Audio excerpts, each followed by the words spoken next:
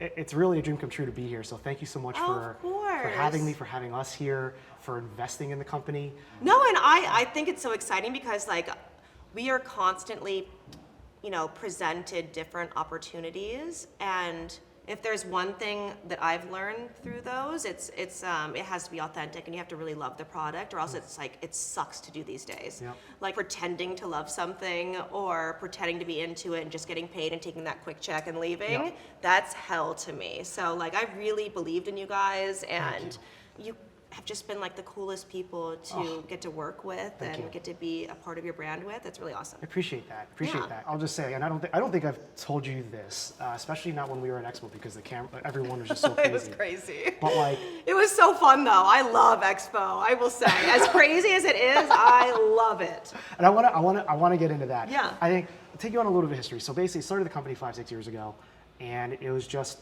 myself in a tiny 500 square foot studio apartment in Queens. You know, had this vision for the brand, Asian flavors in grocery stores across America. But the biggest part for me, honestly, was, and I kind of come from the world of like finance, so I've kind of seen, you know, how these things get. Which is such a great way to enter a business, honestly. Great, and also a little bit of like, ooh, okay, so this is how the sausage gets made, and how this is how this works. And for me, even brands that would make it, you know, they might not necessarily have either on their cap table, their investors or their supporters wouldn't necessarily like participate in the rise of a brand. And so in the very beginning, and my friend Nicole at home can attest to this, I had like an initial deck of like core values and things that I really wanted to accomplish. And one of them was having prominent Asian Americans not just, you know, like participate, but like actually invest and be part of our journey. The big thing that I wanted to tell you was that you were the first person that I wrote down as like, if I could have my dream person to work with, it was you, because of the message you spread and obviously the platform that you have and the positivity you put onto the world. So I just want to say thank you for being part of our journey. Of course. No, it was so exciting to me because, as I said before, like you're presented all these different options of people that want you to be a part of their project, their next big dream. And it's really important to me that like I love every aspect of a company. I'm still learning with every single thing that I do. Like you coming from finance, I'm sure you know acronyms and things that like I go into a board meeting and I'm literally like, I have no idea what that means. I'm Googling things during the board meeting. But for me, it just comes down, I don't really think of like the big sale. I know this is weird to say. Because like everybody thinks about that, like that's like everybody's dream, right? Like let's sell for $1 billion. You want to be on the cover of Forbes. I like to do things with good people that have good values that I enjoy working with. It's awesome. Yeah, like that's fucking it for me. That's the dream. I love like my family life. I love everything that I have going on here at home. But when it comes to work, like I feel like so lucky that like I really get to work with people that I love and respect and enjoy the journey of. I love seeing people's processes. Like with Cravings, like we're in a lot of stores, but we, to me, are still a small business, which I imagine you feel as well. Every day. Yes, and everyone thinks you're major and that you've got it all handled and everything's great. And I'm like, oh no, like we can be messy. Like sometimes we have no idea like the right move to make, or we don't have investors yet. And it looks so appealing from the outside, but you really kind of don't know what a brand is going through. And I thought what was really cool with you is that you knew where you wanted to be and where you wanted to go and what you could be to people. Whereas like with my company, we were a little messy in the beginning. We were like, oh, we just want to be everything to everybody. Sure. And you're not like that. So I thought that was really wonderful. Well, thank you. I appreciate that. Yeah. What I didn't know at the time, 5-6 years ago, because Cravings wasn't around, but that I appreciate also about our partnership, is that we have this shared experience of being, food and beverage founders in what is a very complicated and complex system. It really is, but it's so fun too. It is, yes. Like it's so interesting to me because like I've said this before, but a lot of my friends are taking meetings at Sephora and Ulta and Nordstrom and all these things, and we take meetings at like Kroger and Gelson's we're going to Austin and we're going to Cincinnati and Nashville. And I love that for us. What about it? You probably could easily, if you wanted to, like roll out a skincare line, a beauty line, but like what about food for you? For example, like maybe like 5 years ago, so many different companies were proposing perfume and cologne lines for me and John. And I remember John sitting there looking so interested, and he was like, yes, this is my shit. Like, I love this. And I was just like, ugh. Like, I'm not a perfume girly. It just never felt right to me. And it never felt fun. Food always felt really, really fun. And I love the grocery store. I'm not kidding. I get to a grocery store and I get happy. It's my like happy place. I walk up and down every single aisle. I love seeing what people are doing. So you're not a Target shopper. You like to wander. I wander. No, I don't go for a certain thing. No, never. Even on Instacart, I don't target things. Like, I literally go through Instacart, like I type in, instead of banana, I'll type in fruit. And I want to see every fruit, and I want to see everything. I just love it. It just always made me feel really happy to be in a space that was so like colorful and fun. And then I also love the psychology of it.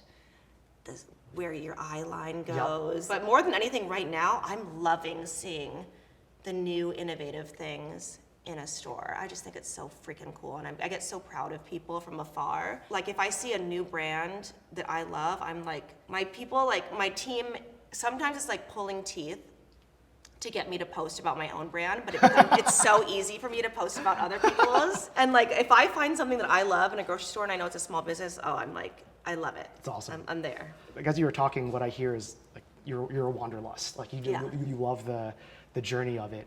How has the journey of Cravings been? I mean, you now have you have a new Italian pasta sauce line that came out. I am also fascinated with folks' process, especially fellow food and beverage founders and entrepreneurs. Like, what's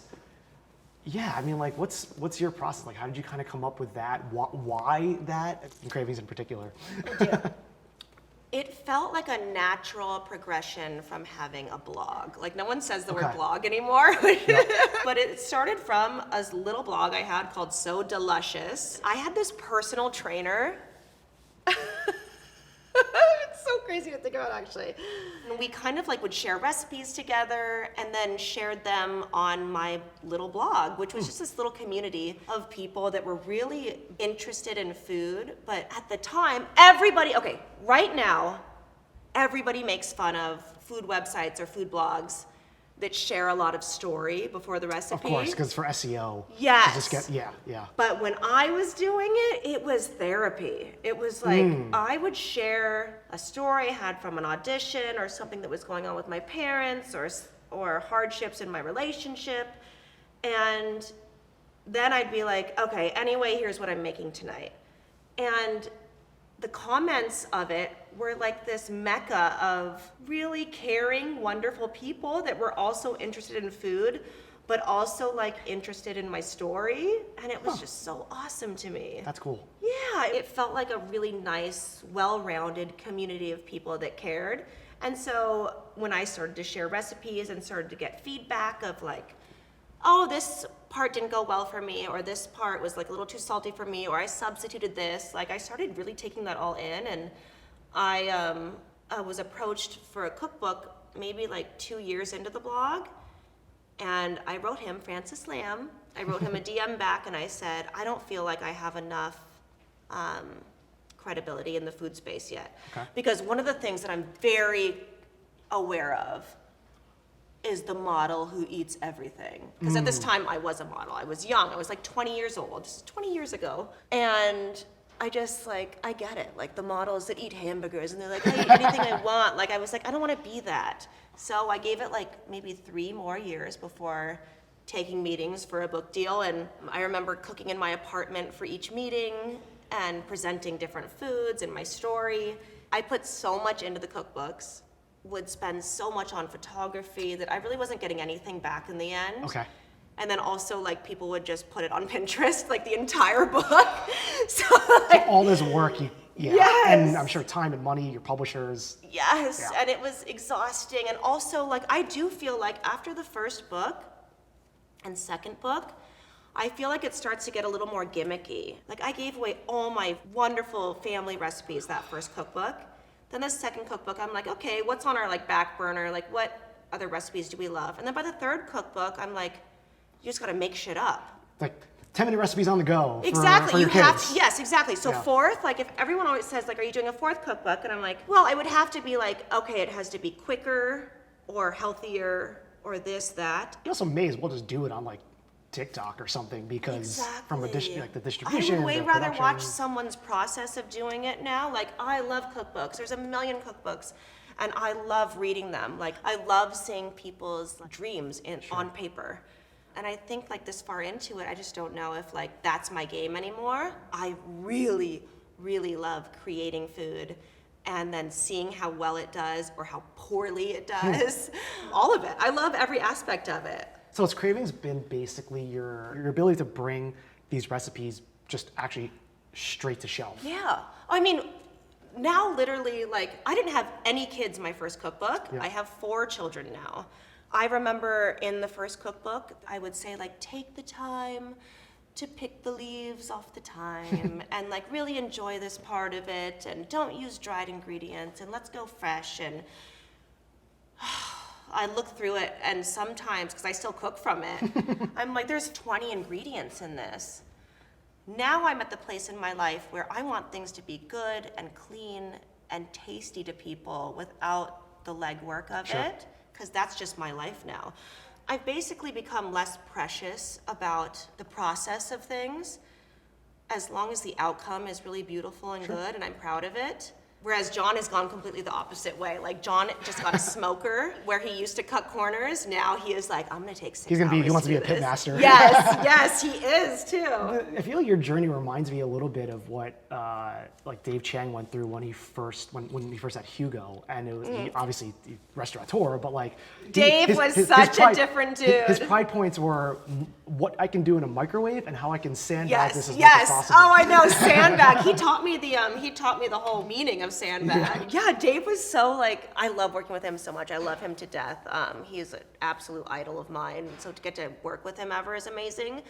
But like, yeah, when he had Hugo, he just became such a softy boy. It's so funny to see. I mean, did you feel any bit of that in your journey? I mean, obviously, practically, you had to streamline or tighten things up. Yeah. I guess, like, yeah, I mean, being a mother, being an entrepreneur, obviously you have the podcast. Like, how's that all been? Everything I get to do is here with my family. Like, that is the dream.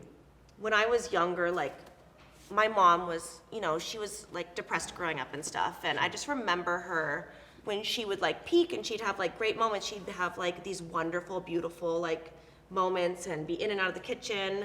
But like a lot of it was kind of like a time where like I kind of had to feel what was the mood in the room all the time and had to understand that. And the space that I've tried to create now in my home is that nobody ever has to guess my mood.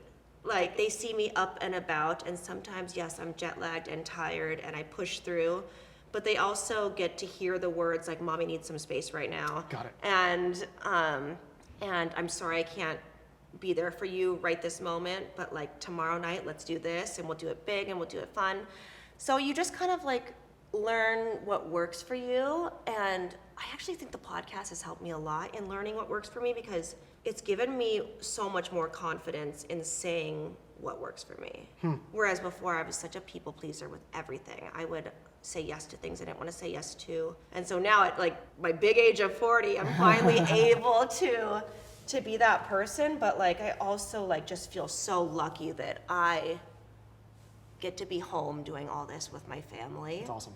Yeah, it's really so cool. Like yesterday I had to go to Sprouts and do some videos, and the babies came, and it's instead of like telling them that like I can't be there for you because I have to work, I get to say like, do you guys want to skip camp and come to work with me today?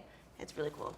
Do you feel like, and I'm curious because you grew up mixed race, traveling a bit. I personally, I 2 Filipino parents, but grew up in a town that was not the most diverse. Yeah, where was it? Central New Jersey. Okay. Town called Sayreville. Now we're actually about 20 minutes away from Edison, which is like a massive Asian American enclave. Big Chinese, Korean, and Indian American. wow. So I feel like for me growing up and even starting the business, a lot of the inspiration was I want to make these flavors a default offering in my local. For me, it's ShopRite.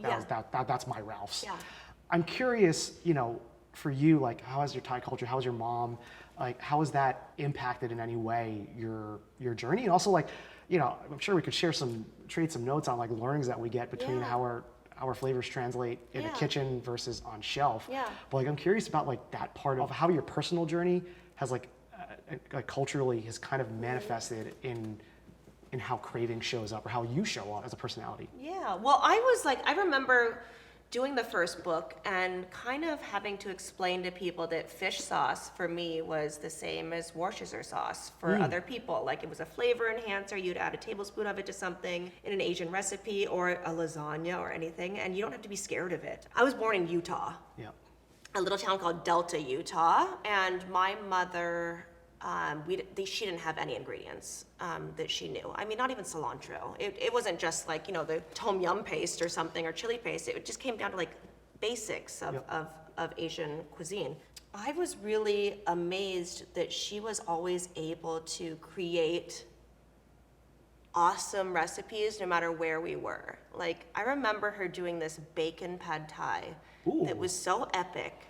Oh my gosh, it's in her cookbook. That's really cool. And she would use like any kind of like pork fat or like ends of things we didn't use, and straight up just bacon, thick cut bacon, and use spaghetti too, not even pad thai noodles. That's just an amazing story, but also it encapsulates like the immigrant journey, right? Yes. Like you make it work. And you make it work. Yeah, and she just was always doing the coolest things with very little. I was always amazed by that because growing up, me and my dad were really close. My dad just turned 86 yesterday. Congratulations. Happy birthday. He is, my God, he is still kicking. But he is this big white Norwegian German man. Couldn't be more opposite than my mother. So growing up, I ate a lot of meat and potatoes and corned beef and cabbage and really hearty, heavy casseroles. Okay. And my mom made that for us. And then at the end of the day, she would go and she would cook, her papaya salad and nam prik, and like she would make everything that now I'm like, I can't believe I did not get into it then because I was such a daddy's girl. So like I ate the way that my dad did growing up. Because I grew up in areas that were very not Asian. I grew up in a town called Snohomish, Washington. There were Asian people, but... Were you like aware of your Asian identity back then? No. Because that's a whole thing. Like for me, it was there, but I'll say like people, like folks like yourselves and especially in the last like 10 years, have shown me like, oh, I can actually be like aware and proud of it. Because I think that's a big difference with, let's say, being out here in LA where there's big Asian communities that are very loud and proud. Growing up, it was just like cool. I was aware that I was Asian, but I didn't really know I could be as proud of it as I am now. Yeah, no, absolutely. I remember like going to school and having Asian friends and stuff, but like it was very minimal, first of all, maybe just like a handful. But I never saw myself as like an outsider in any way until it came to food, actually. Oh, because, interesting. yeah, I would sometimes be embarrassed of like the flavors that were happening in my house, or like if I brought over a friend, is mom gonna be cooking? Are things gonna be like a little bit, and this is very young. It took me basically until my mom moved in with us after John and I's engagement, where I started really appreciating her skill level and thoughtfulness level with food. She always cooked good food growing up. Like, we had scalloped potatoes that were fucking bomb. Like, my sister just made my dad scalloped potatoes yesterday for his birthday, and that's our family recipe. That's cool. Isn't that interesting? We consider that our family recipe when, like, to me, so much of what I embody is Asian. Like, someone asks, what are you? Like, I'm sure you get that all the time, too. I'm Asian. Yep. I don't say, oh, I'm half white and I'm half Asian. I say I'm Asian. And it took me a really too long to understand how good of a cook my mom was. We had the whole pandemic, remember? Like, things were on lockdown, and I remember having to sit my mom down and say, like, you can't cook 8 meals a day anymore.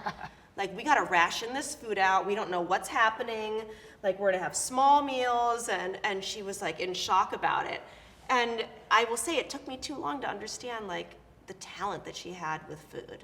Did she cook meals like everyday girl? All day, every day. Not at the time they were supposed to be served either. I mean, you would literally have lunch in between the lunch and the dinner, and then you'd have a middle breakfast brunch thing. I would kill anything for her Thai omelet again, which is like so simple, but like I don't know if I could do it in the way that she did it. Like the bacon, the shallots, the everything that it's just like you miss those things so much. Do you feel like, and I think about this a lot. I think I told you about this off camera, but I'm gonna be a dad. You are, I know. I'm so excited. And I think so much about that journey of, hey, I grew up at a time and in an area that wasn't, where Asian culture wasn't as celebrated or as prominent, but like today, just in general, accessibility, social media, what's cool now. I mean, too, also like Thai people had a lot more options than Filipino people. Fair.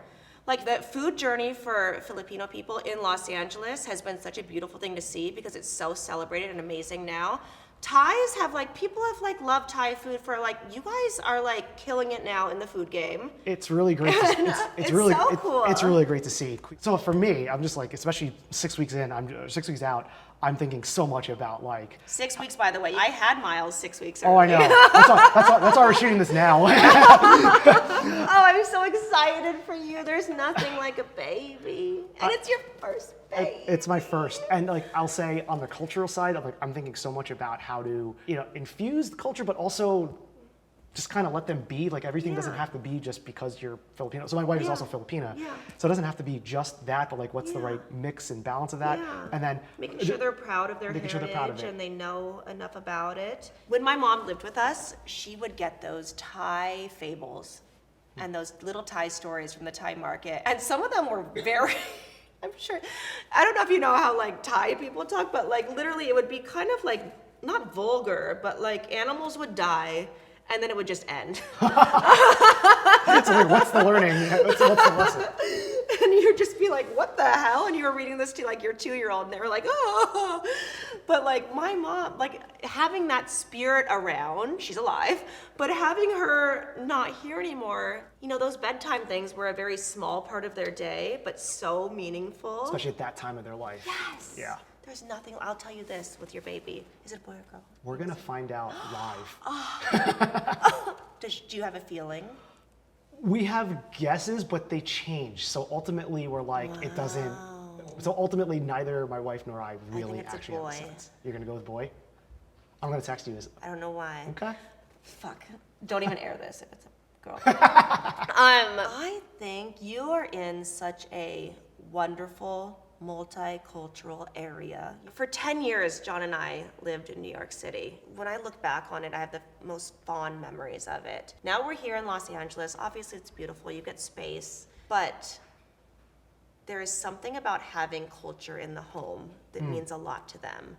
They don't forget that stuff. You start to see how important those little moments are. Bedtime might be a flyaway thing for some people. It's just 10 minutes, whatever. I find our most meaningful, beautiful conversations come at bedtime, even though we've spent the entire day together. Because you'll be like, what'd you do today? Nothing. You'll get there. That sounds like Miles. That's a very boy thing to say. What did you do today? And then meanwhile, I'm getting all these photos from the school that says he touched an anaconda. And then I'm like, I didn't do anything. I do love the fact that our kids know exactly where they came from. They know their background. They're proud of it. That comes down to food. It comes down to hair texture. It comes down to so many different things where they can know that, it can be a little bit different than your friends, but we have so many different cool friends and we love them all. And it's been really fun to learn and explore, and I know you'll do it very, very well. Thank you. Do you have any Asian mom tendencies?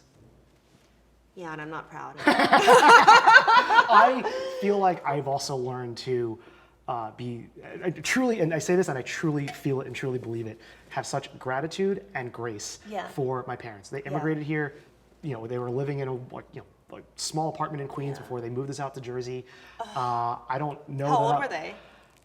They were in their early 30s, but they brought my 2 brothers, and then I don't think I was planned. Until they had me, and I can just so appreciate just how much that they had to dude, to raise us, and we're 3 boys. 3 boys. Yeah. So I'm like so aware right now of 3 boys. Can I just tell you, My mom's a saint, I know. Boys, man, are so incredibly different. That's insane. That's crazy. And I think because of that, I've finally grown to appreciate it because my wife is one of 3 girls. Oh, wow. And they're like always hugging and all of that. And the 3 of us, we definitely have a good relationship, but it's just a very different one. We don't. Yeah, John has 3, John is one of 3 brothers, and his fondest memories are just like absolutely destroying each other, wrestling off couches, and like, like I look at my girls and they're like my little angels, and I mean, they're sassy, they're everything, they're all the things, and I love seeing every part of them, but man, your mom's a saint. She is. But now I can see, like, I think, and I will say that, like, growing up, like, I felt, I don't know if you felt this, but I felt like so much of what I was trying to do, I think is natural with kids, is like to try to be different than their parents. But then I'm also, all of a sudden now, being acutely aware of like, okay, what was a behavior that was actually positive? Yeah, what did work? Right, or also just contextualizing it in, hey, where were you in your journey? Being born, raised here, educated here, being able to have, I guess, like a generation of settling roots and getting a network has allowed me to kind of have certain privileges that they did not. And I'm just like imagining what their life was. Yeah, you start to see your parents as people. Yes. It's almost like when you started to realize that, like, when your teacher like pushed in the TV that they might have been hungover. And then you would watch TV for that day. Like, you're like, oh my God, they have an outside life. Like, I only saw my parents as parents, and it took decades for me to understand that they were going through hardships and worried about money. Sure.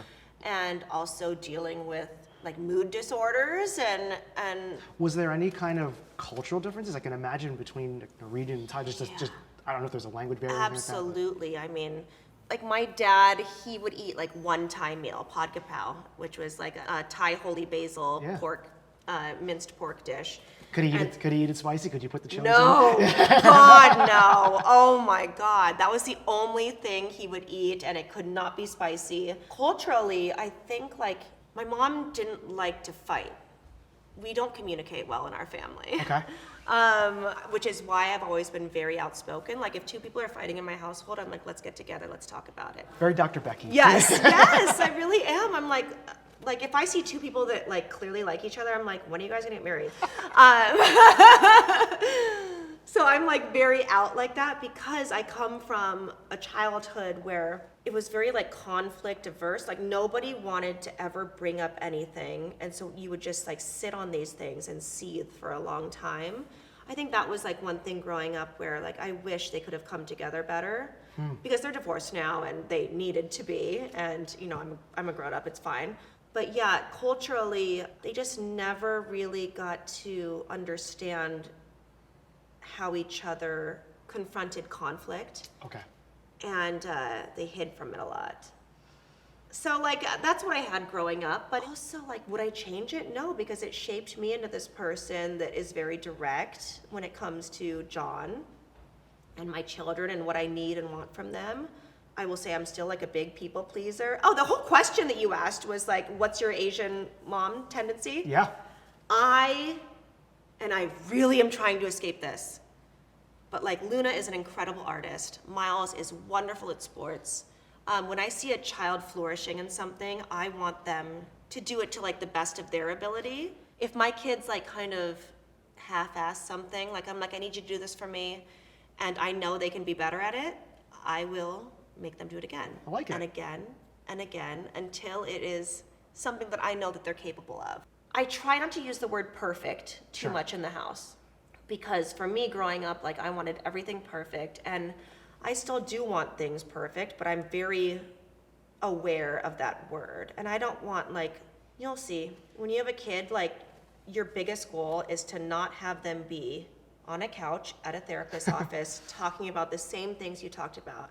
And one thing I keep learning through every guest on my podcast is that they're all gonna be on the therapist's couch. It's just, what are they gonna say? It's just gonna be different. Yep. Like, yeah, we had this fight, but mom apologized. Like, that's so huge for them. Or you know, I didn't necessarily excel at this, but like mom was still really proud of me. I got a B on my test, a C on my test, this, that. Like, yeah, they're all gonna be on the couch. Yep. Is it gonna be about you? Is it gonna be about the same things that you had with your parents? It doesn't have to be. I can't talk to Luna the same way I talk to Miles, vice versa. SD, Ren, same. Like, you really have to learn what works for everybody. And then you realize, like, oh my God, I should have been doing this in life and business too. It's not just a kid thing. You go through your life, and having kids only enhances that feeling. And you end up speaking to people in a different way, in a better way, understanding their point of view more. You know what makes people shut down, and you know what turns them on and gets them excited about something. I think that's what makes you great too. Like, you don't talk to everybody the same way. I love being that person. I love not just being like the tough asshole on everybody. Yep. I love getting to know my people enough to where I know how to talk to them. That's awesome. And what resonates with them. I still struggle a little bit with the context switching of like, in which room when I walk into a certain room, like which one do I need to be? Because I really, in many ways as a person, I'm a softie. I'm also a people pleaser. I just kind of want to be like very lax about it. No, that's fine to know too. You know it at least. My God, people walk into this stuff blindly and they have no idea. But it also makes them stronger to experience a personality that's different from theirs too. Sure. So everything's benefiting everybody as long as you're authentic and kind. I just don't think that serves anybody to just like be kicked. You want to uplift people all the time, and that's why it's like such a cool process to me. Being a boss or being a leader or owning a company is so much more than college knowledge, I guess. Is it what you expected it to be, / is it what you wanted it to be? No, because I learn every single day, but in the same way that I learn every day with my kids. I didn't take any parenting classes, just in the way that I didn't go to college. I have always been the person that just like, if there's one thing you can count on, it's being surprised. So like, I live life that way, and I learn every single day. I never want people to think that I'm the expert in the room. I love learning. I love listening to really incredible people. And like, I just feel like a constant student, even though like I might have my name on the company. There are people that work for me that are incredibly capable and smart. They're the ones doing it. Yeah, they get to do stuff while we do this. Exactly. And so like the love I have for them, the appreciation I have for them, it makes me want to make them happy and makes me want them to feel supported in work and feel like they have ownership over their roles, and that I'm not gonna helicopter them and like micromanage everything they do, because I have hired people that I love and respect and that let me get into trouble and be sassy and speak out on things that might be like a little polarizing. We have this like mutual respect within our company, and it's just awesome. It's like this whole world for me is a dream job, getting to pick out colors and boxes and taste cookies and cakes and getting to support businesses like yours. Like, I don't know what's better. I don't have to go to a studio and like work and write a song. That would suck. I would hate that. No, I don't have to do that. This is the dream. I mean, it's great to hear you say it like that, because it's like two geniuses in different crafts. Yeah, and he'll be the first to say like, my wheelhouse, I love being in a studio. I love writing. That is everything to me. No, man, I need to be in an open space like here, with my children, all doing different things, magnetiles, cooking, eating ice cream, doing art. I need the noise around me. I need to smell food happening around me. I need to be looking up the coolest new recipe to make for dinner that night. Like, it's random, it's weird, it's fun, and it's like, God, it's like, finally, at 40, like, I figured it out. Awesome. But I should also, like, it would benefit me to leave the house more. I don't leave here. This is it for me. Well, let's leave it at that. Chrissy, thank you so much. You're a great interviewer. Oh, appreciate that. I used to actually be I was the editor-in-chief of my college newspaper. Oh, amazing. So I knew for me that, thinking about the opportunity that we had, I always appreciated when I was in college the times that, when I was a journalist, when I got to actually have a thoughtful conversations with people. And it's an amazing thing about the podcast medium. It's just... I know, I have all those questions, and every time I read one, I want to die. And then because I just love launching into conversation with people and saying oh, what are you here for? Oh yeah, I'm here for 2 days. Okay, well, what are you gonna do? I'm gonna do this. And then it somehow ends up getting to the topic that we're trying to get to. Yes. But sometimes people just don't want that. They want to hit their we have till 2 o'clock. It's basically like a junket. Yes, exactly. Yeah. But no, this was awesome. Thank you. Appreciate it. Thank you. Cheers. Cheers. Cheers. All right. We did it. We did it.